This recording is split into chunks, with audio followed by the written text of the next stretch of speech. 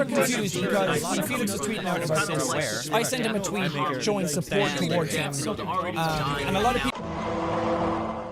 Warning, SJWs and lesbians may shit themselves. Please enjoy the video at your discretion. Same way. And for our next story of today, we have another follow-up to the PewDiePie situation. I know a lot of you guys are going to be like, damn, Scare, stop fucking talking about this already. And honestly, we've been talking about way too much, but I mean, it's just such a big situation. Definitely the biggest news of this month. Now, the fucking creator of Minecraft, the game, this guy is like a multi-millionaire, almost a fucking billionaire. He tweeted out about the PewDiePie situation today, and he said, as someone who has had multiple hit pieces written about him, I absolutely stand by PewDiePie. Another very well-known YouTuber known as Paul Joseph Watson tweeted out today saying, I think that's settled. Making Nazi jokes doesn't make you a Nazi, and the fake hit piece media can go suck a big bag of dicks, showing that PewDiePie's new video is doing amazing right now, and he made over 1,000 fucking retweets on this. I mean, this blew up on Twitter. Another YouTuber tweeted out saying, remember when PewDiePie raised $1.3 million for charity only a couple months ago? Maybe the Wall Street Journal could write about that instead of being dishonest hack. Now, what I found pretty weird about the situation is some YouTubers who you would never think would actually defend PewDiePie on a situation like this actually came out and defended him.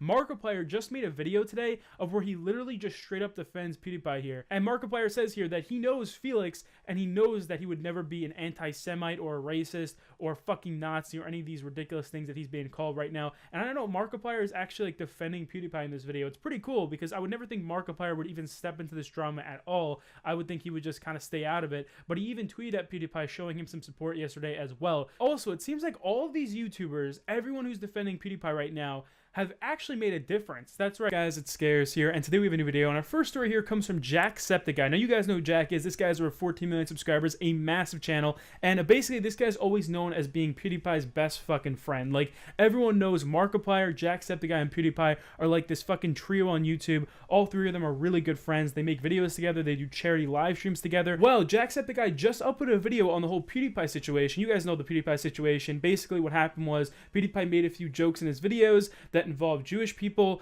and obviously, you know, some of them were pretty harsh and stuff, but they were just jokes. And PewDiePie isn't actually an anti-Semite. He's not actually, you know, racist. He's not actually a fucking Nazi, but a ton of mainstream media outlets have been trying to portray PewDiePie as some type of fucking hero to Nazis or some white supremacist, and a lot of people are just pissed off that the mainstream media is kind of attacking PewDiePie with some of the articles they're writing about him. So Jacksepticeye is obviously PewDiePie's best friend, so you'd think Jacksepticeye would be fully defending PewDiePie in his recent video, and that's not the case. In his recent video, he actually doesn't really fully defend PewDiePie. To an extent, he defends PewDiePie, but he also is pretty harsh on PewDiePie. So there's two major themes that I see coming from this. It's kind of like the death of comedy and the death, you know, the already dying but now just dead journalistic integrity. We've already talked about comedy before, like say the offensive comedy and where's the line supposed to be drawn, and basically what it came down to was it's either all okay or none of it's okay. That's basically what it is. You know, they're just fucking jokes, so you can't have these just levels and thresholds of jokes and stuff. Be like, this is where it starts and this is where it ends and shit like that. It's just,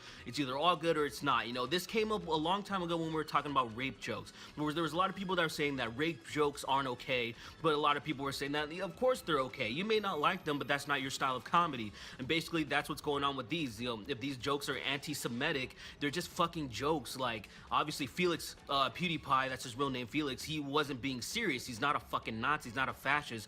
And unfortunately, a lot of people think he is just because the Wall Street fucking Journal, these pieces of garbage, just wanted to paint a story and get their narrative out there, and there it is. So I can talk about all that bullshit for a long time, but I want to stick to my main point, the lack of journalistic integrity. Oh, he used Hitler as I'm sorry, that clip is honestly one of my favorites. It makes me laugh every single time I watch it. So he used Hitler as a transition slide in one of his videos. Well, that's just crossing the line. Only a Nazi would invoke the imagery of Hitler. Only a Nazi would joke about Hitler. Isn't that right, Sarah Silverman, who for some reason feels like she's on a high horse with all this bullshit Nazi shit? Sarah Silverman, more like hashtag Sarah Silvermine Kampf. Anyone with even a cursory understanding of humor understands that the joke here is that it's completely absurd to use Hitler as a transition slide. It's ridiculous to use him in that way. That's the joke. The joke is that it's ridiculous. It's not a statement of admiration. Are you fucking dense? You know, they've said that about me and Peter Thiel. And they've said it to us because we have the wrong opinions, because we believe the wrong things. We actually have our gay identity stripped away from us. It's like, and this is sort of an admission. It's really telling. It's a very important point. They know that this stuff about, patriarchy, white supremacy is garbage. And the reason they know is that when you step out of your ideological box, when you are a gay person who dares to be conservative, for instance, they try to take the gay bit away from you because they know that it gives you special privileges. They know that being a gay in public life, you can say things other people can't say. And this explodes the entire concept of privilege because it demonstrates that actually, if you're a straight white male, you are the least free in public life. You are the least free to express yourself. Sure. Why do you think, this was obviously persecution before, not as much as they say, but it went on. But it's true. It's like angry white lesbians.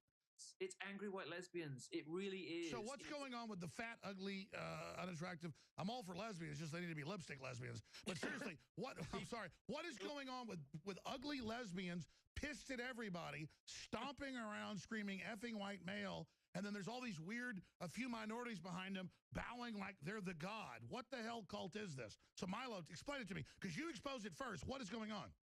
I did see this first, and everybody made fun out of me for this, but I have been proven right, I have to say. It's all angry white lesbians.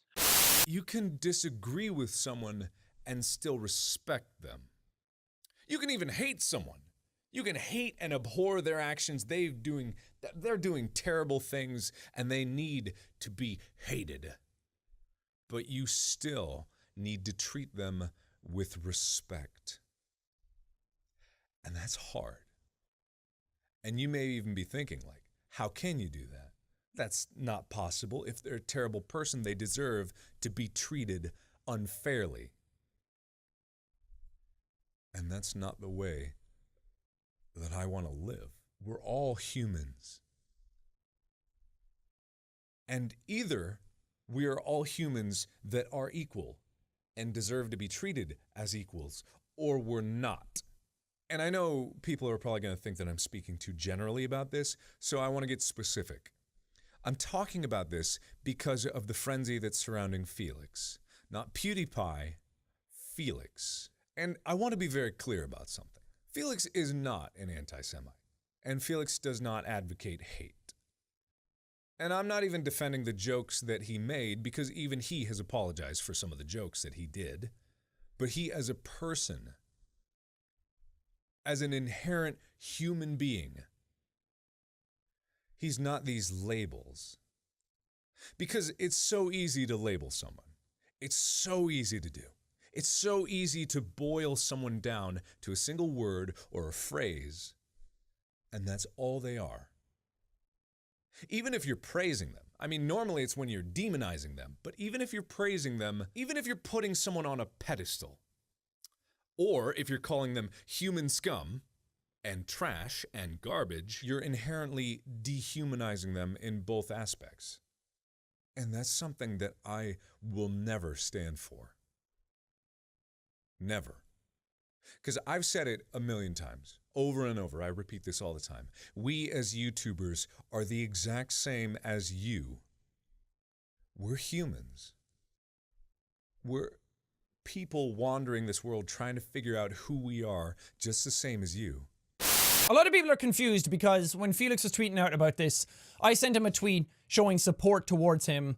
And a lot of people thought that that was me being a sympathizer to Nazis, to being a sympathizer to anti-Semitism, which I think is a bit ridiculous, a bit unfair, and it's a bit too much of a concrete statement to make based around just one tweet that I made. So I wanted to make this to try and clear some of that up. And the first thing I want to say is that I do not condone what happened. I do not condone these types of jokes. I do not condone the type of message that it was sending or any sort of hate speech, any sort of belittling of minorities, races, religions, anything like that. I've said this in my videos before, that I try to be as accepting as possible of people. And I know that a lot of people thought that my tweet then was very contradictory to what I always say, but I think there's a lot more to it. I don't think the world is that black and white. I think what Felix did was very stupid. I think it was a very moronic thing to do. I don't think, whether it was in context or not, that's a lot of contention that people have with the joke that he made, and that's what it always comes back to. It's like, well, in context, it's just a joke. And that flies to a certain degree, but when you're dealing with that type of joke, I think it gets a lot more serious. I don't think you can just brush it off as just a joke or that the context matters. I think it's a broader thing because people can take that joke out of context and then that can send a very bad message, or it can seem to promote different things, and then that gets very bad. It gets very blurry then. So I think there's a bigger discussion to be had around that type of joke. I know Felix very well in my personal life. I've known him for a while now. We're pretty good friends. And I know for a fact that he's not a Nazi. I know for a fact that he's not an anti-Semitic person. Again, this doesn't excuse what he did. I'm just trying to, like, for the people who are asking, is he a Nazi or not? I'm trying to say, no, he's not. 100% in his real life, he's not like that. He made some stupid jokes that completely backfired on him. And he's paying the repercussions for that, which I think when you make jokes like that, you should be prepared to pay the consequences. But Felix himself as an actual person is decent. He is a good guy. There's been times when I've gone to him in my personal life over things that have like got me down or really bothered me. And at like 2 a.m. I've messaged him and he's messaged back and actually talked me through it, gave me some solid advice. He's a good dude. He's a good guy and he has good intentions. He likes that type of humor a bit too much. And sometimes he likes to push boundaries a bit too much. And this one went too far. He's admitted that it went too far. He's apologized for that. He understands that it went too far. And he says he's not going to do it again, which I'm glad he said that. Because I think in all of this, we should learn, grow, and evolve as people. And as YouTubers, we should all take a lesson from this as well, is that no, you can't just say what you want and get away with it. Which I've always been a firm believer of anyway, but this is a clear message like, no, there are consequences for what you do.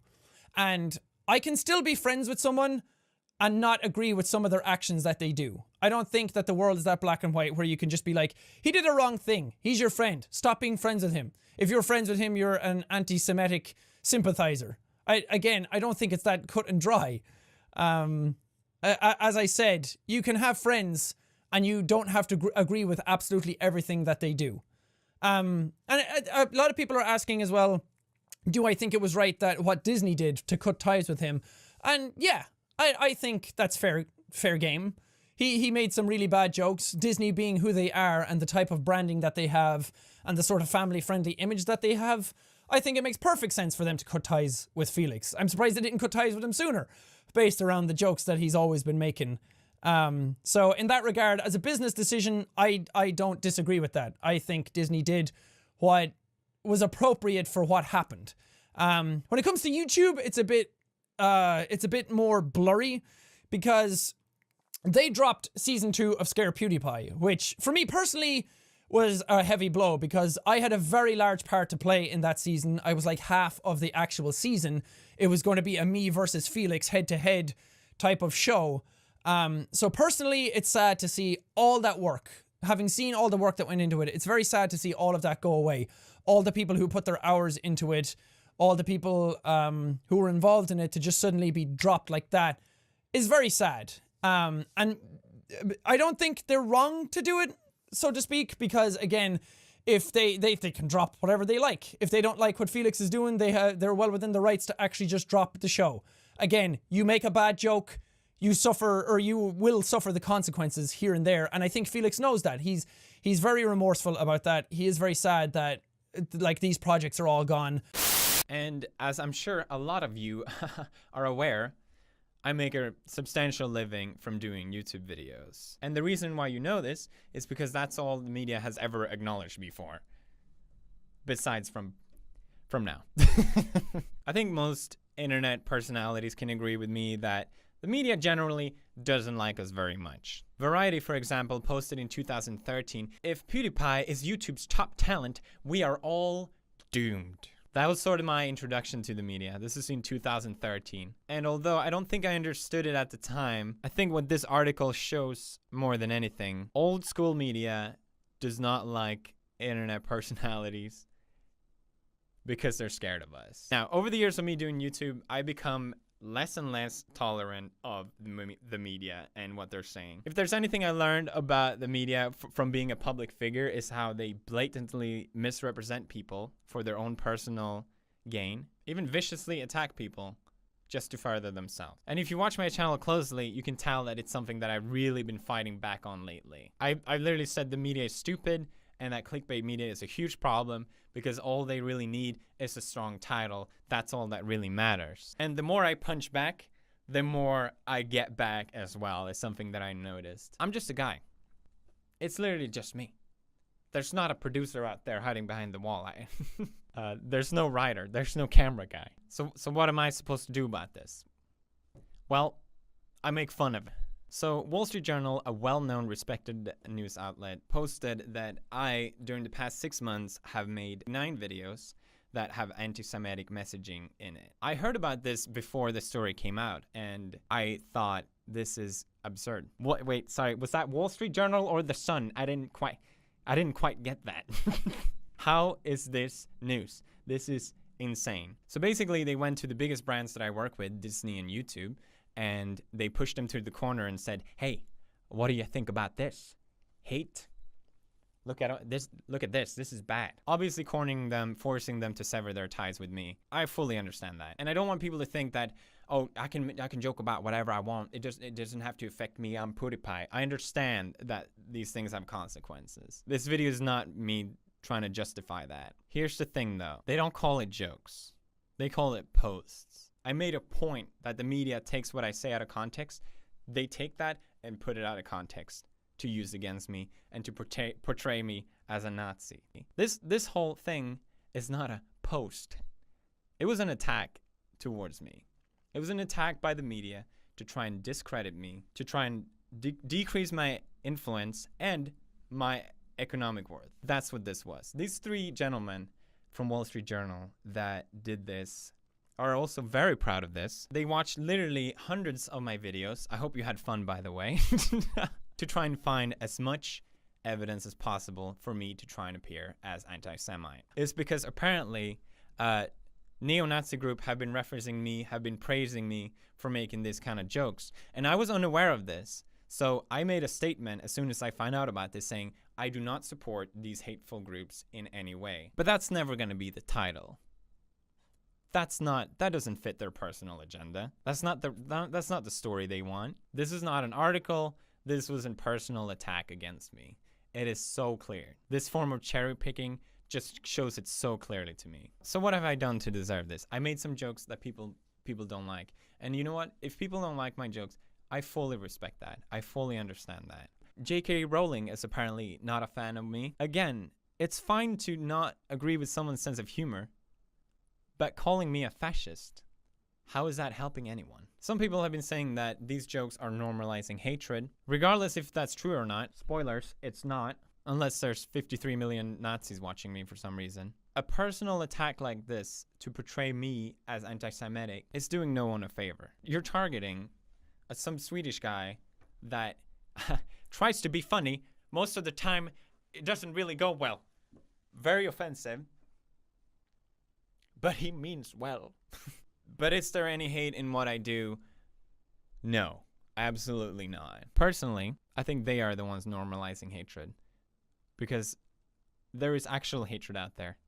I'm just pointing with my hand. Calm down. There's actual hatred out there. There's actual issues. Instead of celebrating my show getting canceled, why don't we focus on that instead? Why don't we focus on some real issues? Why is that the way to approach things in 2017? I'm still here. I'm still making videos. Nice try, Wall Street Journal. Try again, motherfuckers. Finally, I want to give the warmest thanks to everyone who supported me. It's been incredible to see. Thank you, everyone in the YouTube community. Hey, it means a lot. Thank you. Thanks. Now, the most appropriate way to end this, I think, is the 10th thing. The 10th secret Nazi thing that went right past Wall Street Journal. I can't believe they didn't notice it. Our secret Nazi salute, the bro fist.